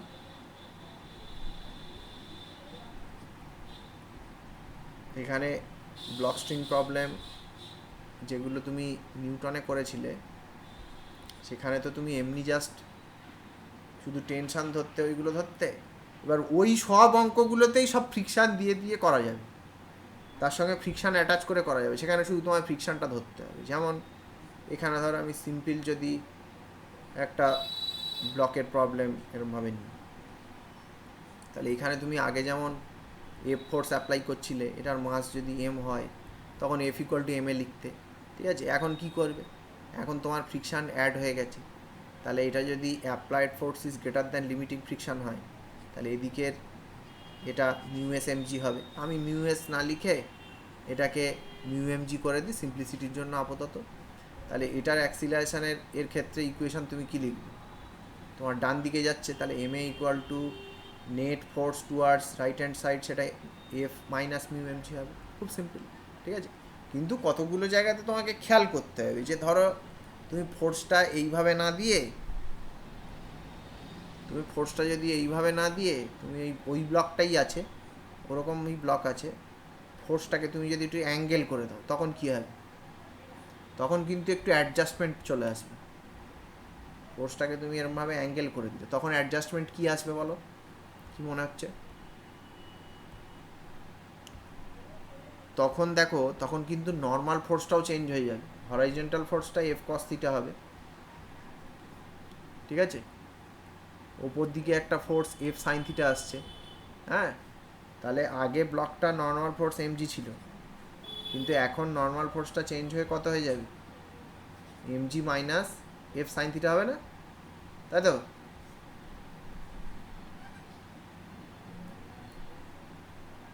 বোঝা যাচ্ছে না যাচ্ছে না? অনেকক্ষণ হয়ে গেছে আর মাথায় নিচ্ছে না কিছু, আমি সেই জন্য মাঝখানে ব্রেক দেবো বলেছিলাম। যাই হোক, বলো এটা কি বোঝা গেল?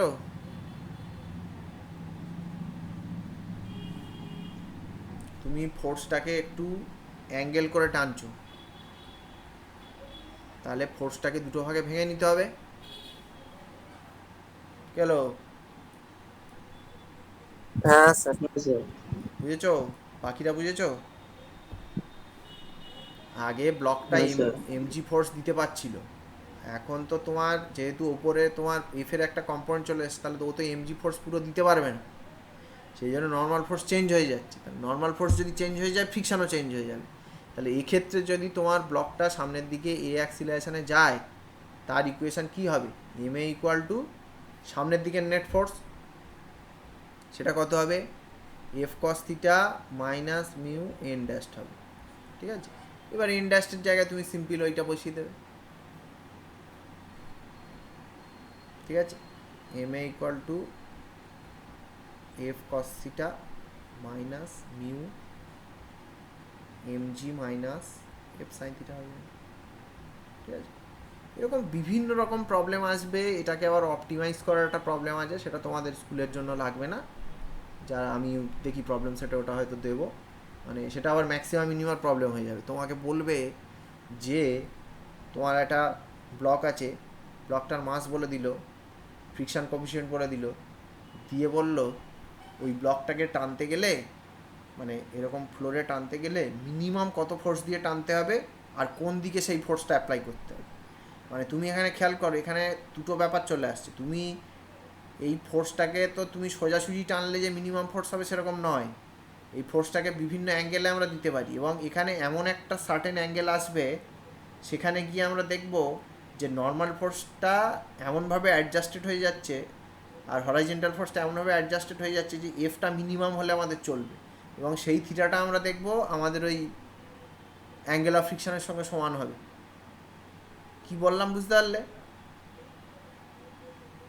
মানে তোমাকে এখানে এই অঙ্কটা এই ঘুরিয়ে দিতে পারে যে find the minimum force to be applied on M, ঠিক আছে, so that it starts moving. মানে ওটা মিনিমাম কত ফোর্স অ্যাপ্লাই করলে জাস্ট মুভ করা আরম্ভ করবে। সেক্ষেত্রে কিন্তু তুমি যেন ভেবো না যে আমি সোজাসুজি টানবো এদিকে হরাইজেন্টালে, তাহলেই মুভ করতে শুরু করবে। ঠিক আছে, যাক এটা আমি প্রবলেম সেটে দেবো, বুঝতে পারলে? তাহলে এরকম প্রবলেম থাকবে। সিমিলারলি তোমার ধরো এরকম জিনিস থাকতে পারে, এরকম থাকতে পারে, সেগুলো অঙ্ক করতে করতে আমরা দেখব। সবসময় যে এমজির জন্যই ফ্রিকশন ফোর্স হবে তার কোনো মানে নেই। তোমার ধরো তোমার কোনো একটা জিনিস আছে, এরকম একটা ওয়াল আছে, হ্যাঁ, ওয়ালের উপরে এরকম একটা ব্লক আছে, এই ব্লকটাকে তুমি একটা এফ ফোর্স দিয়ে চেপে ধরলে,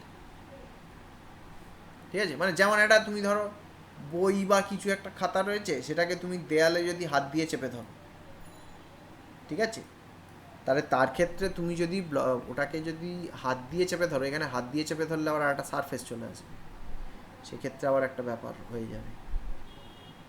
ধরো আমি হাত দিয়ে চেপে ধরছি, তাহলে এখানে হাত আঁকা একটু চাপ আছে, মোটামুটি এরকম, হাত তো পায়ের মতো দেখতে হয়ে যাচ্ছে, যাই হোক, মোটামুটি এরকম ধরে না, তুমি এরকমভাবে চেপে ধরেছো, এটা কিছু মনে করো না, হাতের থেকে ভালো আঁকতে পারছি না, যাই হোক, এরকমভাবে তুমি চেপে ধরেছো, তাহলে হাত দিয়ে তুমি বইটার উপর একটা ফোর্স দিচ্ছ, তাহলে বইটাও দেয়ালকে একটা ফোর্স দিচ্ছে এফ। তাহলে এখন তুমি যদি সাফিসিয়েন্টলি লার্জ ফোর্স দিয়ে চেপে ধরো, তাহলে এই যে বইটা, এটা তো নিচের দিকে স্লাইড করবে না, করবে কি? না স্যার। হ্যাঁ, তাহলে তখন বইটাকে যদি আমরা আলাদা করে আঁকি, তখন আমরা দেখব এর উপরে কটা ফ্রিকশন কাজ করবে। এখানে ফ্রিকশন কোএফিসিয়েন্ট মিউ ওয়ান, এই হাত আর বইয়ের মধ্যে ফ্রিকশন মিউ টু, তাহলে এখানে কটা ফ্রিকশন ফোর্স কাজ করতে পারে বলো?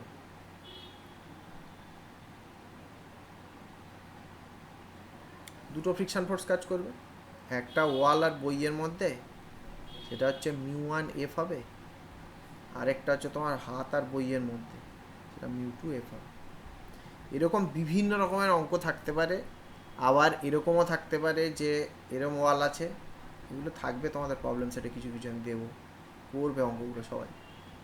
এখানে এমন সিচুয়েশন হবে, এরকম বই আছে, তার উপর আরেকটা বই আছে, তারপরে তুমি ফোর্স দিচ্ছ এখান থেকে। এবার এর ক্ষেত্রে আমরা দেখব কোনোটার ফ্রিকশন ওপরে নিচে হতে পারে, বিভিন্ন রকম অ্যাডজাস্টমেন্ট হতে পারে, সেগুলো আমরা দেখব। ঠিক আছে,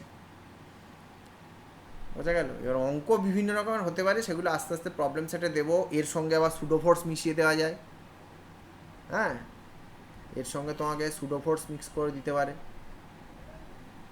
ঠিক আছে? সেগুলো আমরা আস্তে আস্তে দেখব।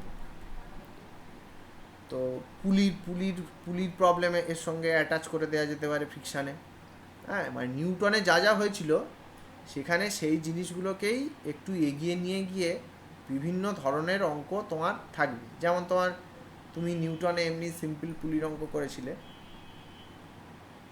হ্যাঁ, সেক্ষেত্রে তুমি এখানে কি করতে পারো, এখানে তোমার এরকম দিয়ে দিল, ঠিক আছে? এখানে হচ্ছে পুলি প্রবলেম, এটা এক্সারসাইজ 4 হবে সম্ভবত। পুলি রয়েছে, আবার তোমার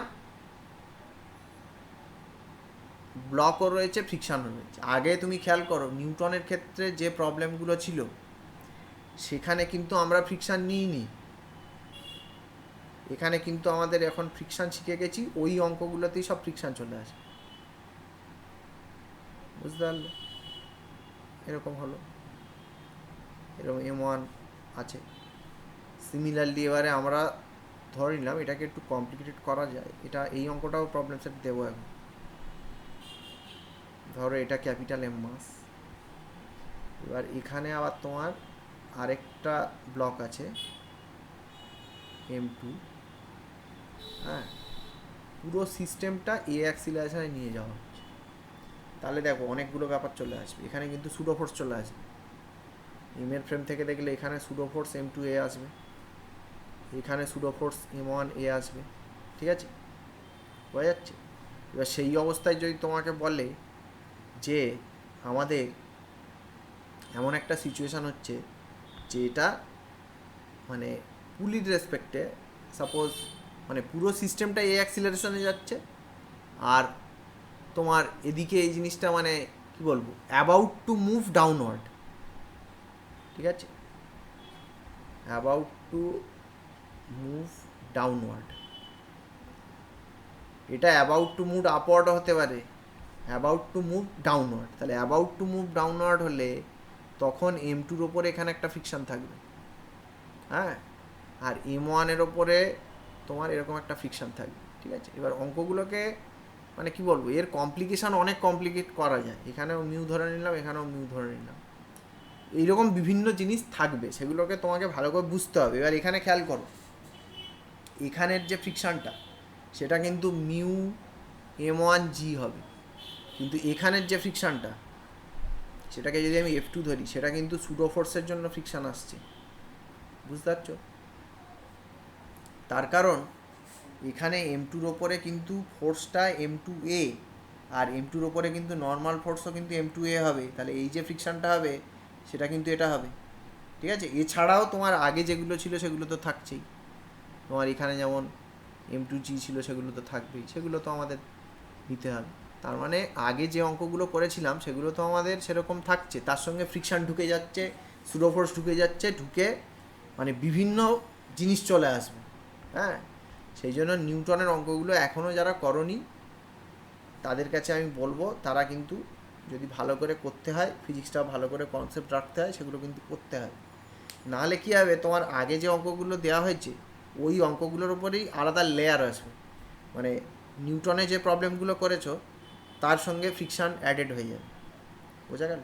তুমি ওয়ার্ক এনার্জিতে যখন যাবে, নিউটনের অঙ্ক, তার সঙ্গে ফ্রিকশান, তার সঙ্গে ওয়ার্ক এনার্জির কনসেপ্ট আসবে, মানে যেমন যেমন আমরা চ্যাপ্টার এগোবো একটা করে কনসেপ্ট লেয়ার্ড হয়ে হয়ে অঙ্কগুলো আস্তে আস্তে আরও কমপ্লেক্স অঙ্ক তৈরি হবে। আর সেটা তোমার বেসিক জিনিসগুলো যদি ভালো করে ক্লিয়ার থাকে তাহলে তোমার কমপ্লেক্স মনে হবে, কিন্তু যার বেসিকগুলো ক্লিয়ার থাকবে না, যে নিউটনের অঙ্ক করনি তার ফ্রিকশানের অঙ্ক আটকে যাবে, যে নিউটন ফ্রিকশান করবে না তার ওয়ার্ক এনার্জি আটকে যাবে, যে প্রথম 3টে চ্যাপ্টার করবে না সার্কুলারে গিয়ে আটকে যাবে। সেই জন্য প্রথমের চ্যাপ্টারগুলো না করলে তোমার পুরো ফিজিক্সটাই পুরো সবসময় ভয় লাগবে, ও ভীতি কাটবে না, অঙ্ক করতে করতেই একমাত্র ওগুলোকে তুমি ঠিক করতে পারবে। সুতরাং এইসব প্রোক্রাস্টিনেশন করতে যাও না, অঙ্কগুলো যেগুলো দিচ্ছি যতটা পারবে 50% 60% নিজেরা করো, বইপত্র দেখো, সলিউশন দেখে করো, নাহলে কিন্তু সমস্যা হবে।